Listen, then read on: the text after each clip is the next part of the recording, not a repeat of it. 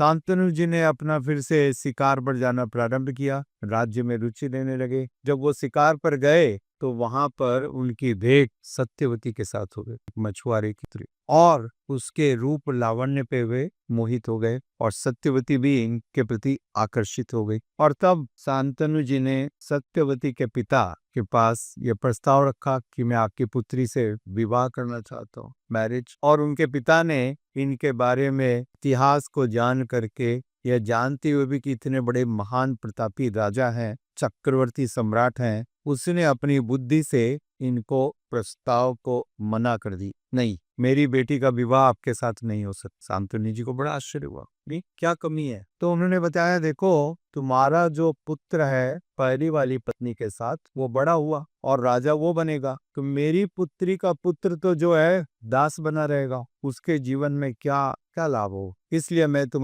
मेरी अपनी पुत्री का विवाह तुम्हारे साथ नहीं करूंगा। शांतनु जी को जब ये बात मालूम पड़ी तो बहुत दुखी हुए। पुत्र से उनको प्रेम तो था ही, पुत्र को नहीं छोड़ सकते हैं, और पुत्र को मैं कैसे कहूँ, अरे दोनों ही प्रश्न थे। तो वापस आ गए, राज्य में उदास रहने तक, वेरी सैड, हमेशा सत्यवती की याद में रहते, कोई हुए रहते। इधर देवव्रत जी ने पूछा मंत्रियों को, क्या कारण है पिता इतने उदास है? तो उन्होंने बताया, इस प्रकार से जंगल में कन्या से इनका भेंट हुआ था और उससे विवाह करना चाहते थे, क्योंकि गंगा तो अब चली गई है आपकी माता, परंतु उनके पिता ने यह प्रस्ताव रखा कि इस कारण से चूंकि इनका पुत्र राजा नहीं बनेगा, उन्होंने यह प्रस्ताव अस्वीकार कर दिया। वैलिड रीजन, ठीक है। तो